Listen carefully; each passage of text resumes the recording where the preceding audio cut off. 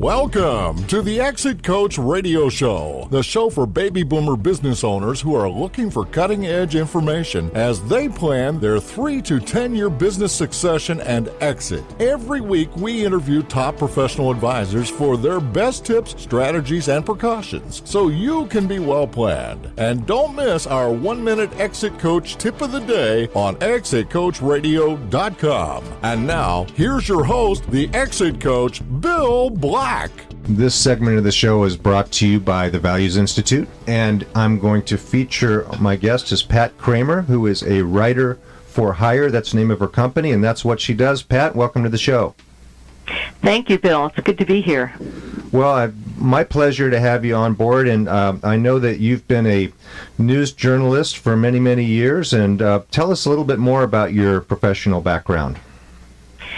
Well, I started as a broadcast journalist working in radio, and after 7 years of doing that, I transitioned into writing for agencies and public relations agencies while also working as a freelance journalist. So my background is both serving as part of the media as well as doing PR, which I pitch to the media. So I have the background that really helps with clients' press releases. I can come up with a good news angle for a press release, and I also can ghostwrite articles which will get my clients published in the media. And I will tell you, at one point in time, I was writing for the LA Business Journal, Variety, Insurance Journal, Music Connection, LA Times, Pasadena Weekly, and Southland Blues all at the same time. And that was quite a hectic time when I was first starting my firm, which I started in 1990 as a writer for hire. That's amazing. That I know I write an article for a couple of magazines once a month, and it's all I can do to get it done. So I don't know how you did all of that all at once. That's quite a lot.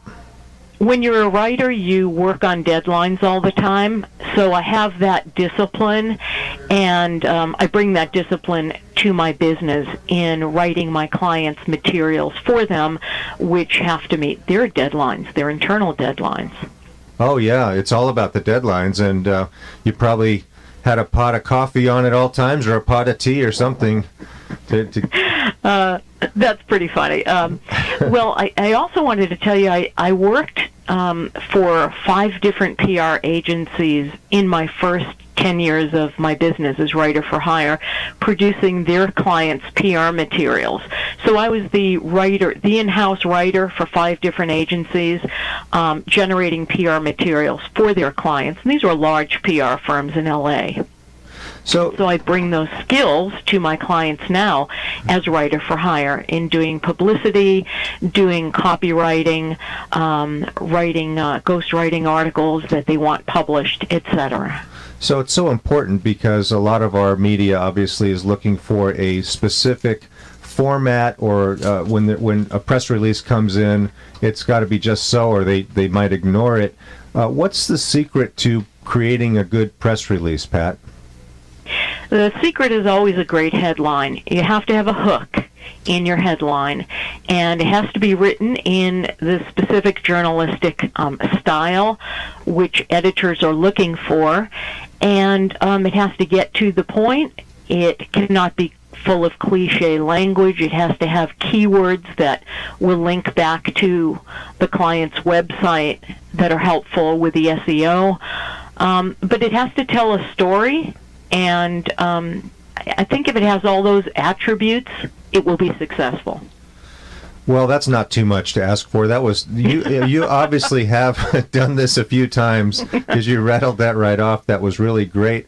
And when you get involved with, for instance, ghostwriting and things like that, how much research time does it take for you to come up with a press release or ghost stories or any of that type of thing? Ghost stories, I like that. Ghostwriting, let me just define that. Ghostwriting, generally, it's a collaboration between myself and my client.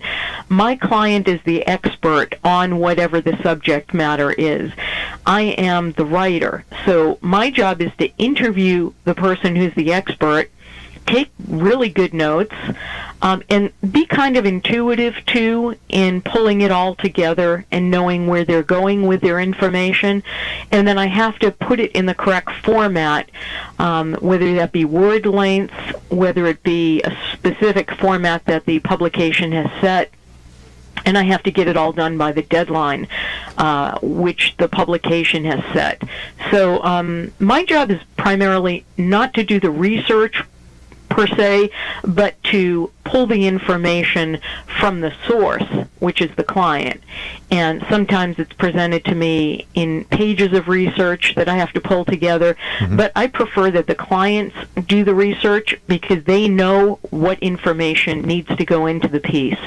And my job is, as the writer, to pull it together in the correct format. When is it a good time for someone to give you a call? When's a good time to promote something?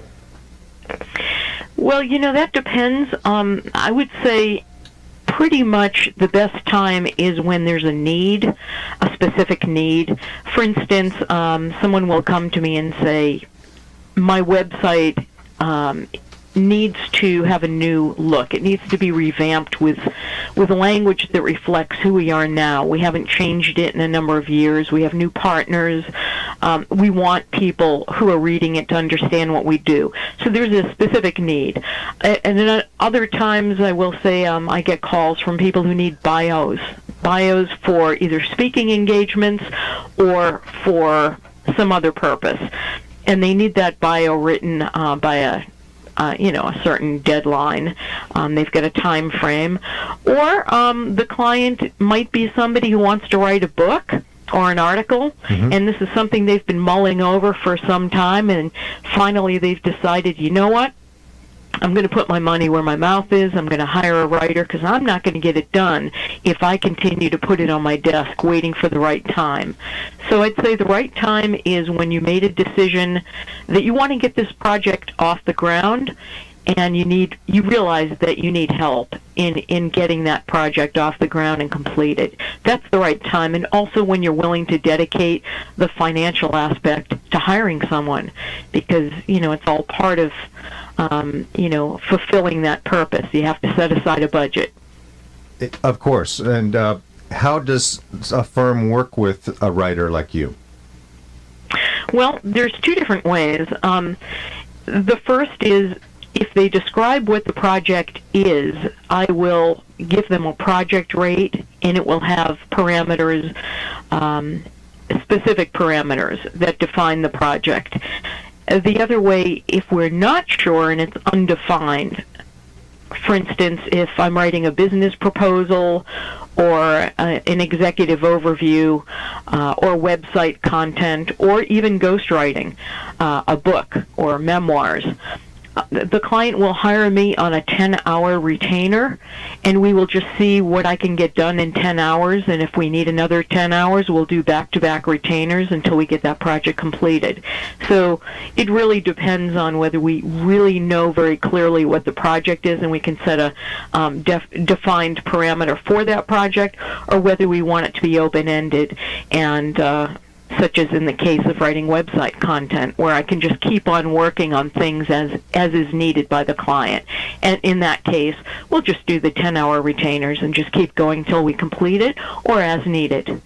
That seems fair, so people don't necessarily have to pay for the full project up front. They just say, let's start with 10 hours, see how far we get, and then we'll get an idea of how it's going to progress after that. Exactly, and I think most people are comfortable with that, knowing that they're not putting a lot of money on the line, but they are putting enough to make a commitment, a financial commitment to getting this project started. That's great. Well, Pat, we're going to take a quick break, and when we come back, I'm going to ask you to share some stories and some tips for our listeners. And I'm talking with Pat Kramer, writer for hire. We're going to take a short break. We'll be right back.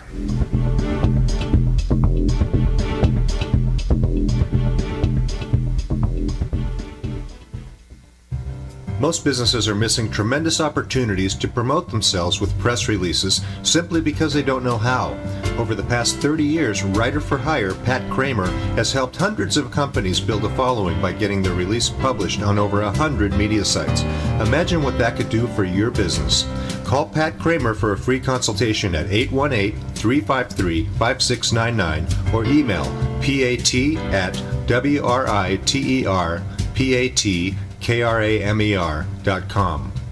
If you came back from lunch today and there was a resignation letter on your desk, which employee would you really not want it to be from? More importantly, what are you doing to prevent this situation from happening in the first place? We work with business owners like you every day to design plans that attract, motivate, retain, and reward key employees. Don't wait until it's too late. Contact Bill Black, the Exit Coach, at 866-370-3774 for a free consultation on how to retain and reward your key employees. That's 866-370-3774. Call today.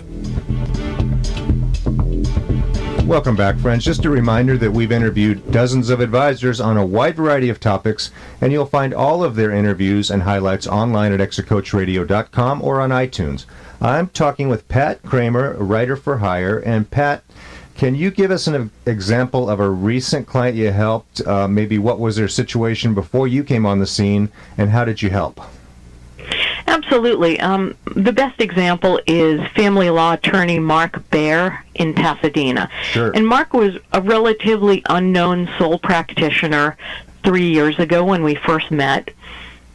I convinced him to do a singular press release because I told him there was a lot of value in the information that he was blogging about. I had seen some of his blogs, and I wanted to do a press release for him and show him how I could get that message out to the media. So Mark and I began working together, and he was so happy with the results of the first press release that he decided to retain me every 2 months over the next 2 years. And I want to tell you, doing press releases is a process. You build momentum like anything else the longer you do it. I want to tell you that over the course of the 2 years that we were working together, and we still do work together, but in the first 2 years, Mark was designated a super lawyer in 3 successive years. He was invited to be a columnist for the Huffington Post. He was invited to serve as a panelist at the American Bar Association Spring Conference in Alaska last year in their family law section. And he was a keynote speaker for the Divorce Expo in Detroit, Michigan. And all of this came from our working together on doing press releases. He's now probably the best-known family law attorney in the greater Los Angeles area, just because he utilized the press release services that I provided him with. And in addition to that, he does regular blogging, so he continues to create momentum. He's a really good example of a successful client. I was going to say, I don't know him personally, but I see his stuff all over the place. So you're doing a great job. And so, and he was willing. He was willing to trust me with the process, and that's the best client. One who actually lets me spin my magic and help them get to where they want to go.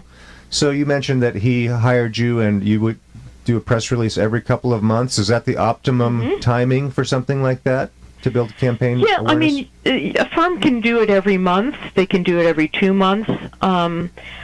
With Mark, it was really easy because he came up with really interesting ideas for his blogs. And sometimes I was able to just take the ideas from his blogs and create a press release. And other times I would pass on it and just say, let's wait until the next time. So, he was very creative, and he gave me a lot of good material. But I can do that pretty much with any firm. We find reasons to write press releases. We create reasons. And if we have time, could I give you another example? Yes, of course. Okay. Another client, Todd Moster, who wrote the book, The Underground Guide to Job Interviewing. Todd came to me and asked me if I could help him promote his book, which he self-published. We did one release, and it went from being 300,000 on the list of Amazon books at the start of the book campaign to bestseller status, number 7 in Amazon's job hunting category from one press release. So from over 300,000 to number 7. And that's the power of a press release. That's phenomenal. So it's not just throwing a bunch of words out there. You did a lot of research and wordsmithed it just right so that it got picked up and noticed, right? I mean, that's the key. It's both those things, Bill. It's about knowing how to write a successful press release with a hook, and it's knowing how to pitch it to the media and how to submit it to the wire services. And I bring to my clients that expertise. And it's an art. You've perfected it, it sounds like, and that sounds to me like something anybody should think about with their business is get into a routine and outsource it to someone who knows what they're doing so that they get the most bang for their buck, if you will, and so that they're building up an awareness campaign, not just a press release, right? Absolutely. And, clients should always do things in conjunction with a press release, such as distributing it through other channels, like uploading it to their LinkedIn page, creating a link on their website, sending it out to their email list, sending it out to their clients. Use that press release. Take full advantage of the fact that you have a tool like a press release and use it, maximize it in every way possible. And I think that's an issue a lot of people are wondering about, the different social media that's out there. When do I send out a tweet? When do I send out a Facebook post? And when do I get involved on LinkedIn? And now we add another one. When do I send a press release to media all over the world or all over the country or to the right release points? Right. And again, you do a press release as often as your budget allows. I would say, every other month for most firms. If you can't do it every other month, I'd say quarterly. But at the very least, do a press release when you have anything to announce, when you've won an award, when you're going to do a speaking engagement. If you have expertise about an item that's in the news, that's current, that's a good time to generate a press release. You want to piggyback on any major news events. That always helps get you published. And definitely if you have a product, like a book that you've written, you want to generate some media coverage around the event so that you're remembered for it. And at the very least, you want to have something on the internet up there, in ether space that people will refer to when they Google your name, and they will see that press release. What is the range of a budget that people should allow for when they're considering a press release or working with someone like yourself? Well, I can work with clients on a singular project, as I mentioned before. Most of my clients are in the range of, I'd say, about from $950 to maybe $2,500 for a normal project. For a press release campaign, I can do that for them for under $2,000. And that would include pitching the release, writing the release, and sending it out to the newswire, and also the newswire's fee. So they should definitely budget for about $2,000 for a press release campaign. But, if what they need is just having a bio written or a one-sheet written or website content, I can do that for anything from $550 to $950 for starters, and possibly get a lot of website content written for them, and definitely draft a one sheet and get the process started so they have some tools to work with. Should always have something new, constantly be producing something new, because materials get old after 6 months, and people don't keep rereading the same materials. So it's about being creative and looking for, new ways to present yourself out to the public. That's great, Pat. Thank you very much for joining us. Tell our listeners how they can get in touch with you and what's the process of talking to you or starting an engagement. Thank you, Bill. As a writer, I always prefer emails because often I am, working on something when the phone rings and it's just difficult to break away.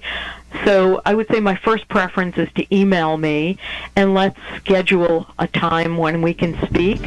And my email address is Pat, P-A-T, at writerpatkramer.com, and that's W-R-I-T-E-R, Pat, P-A-T, Kramer, K-R-A-M-E-R.com. My second choice would be to call me.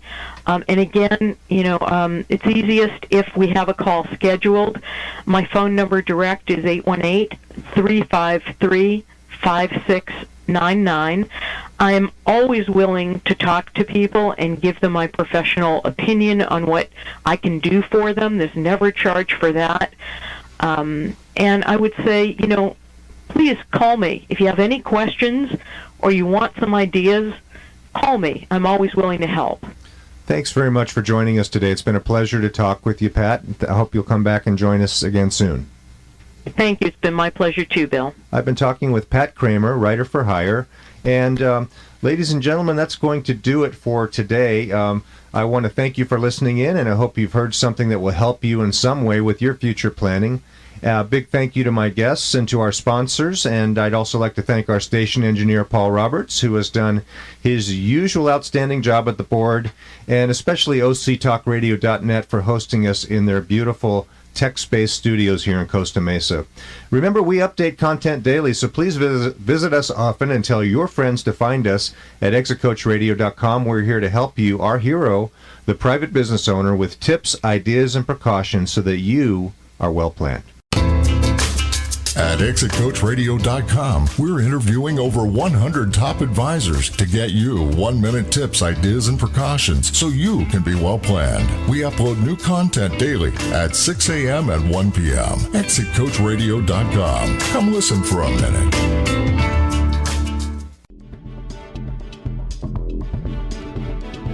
Thank you for listening to Exit Coach Radio.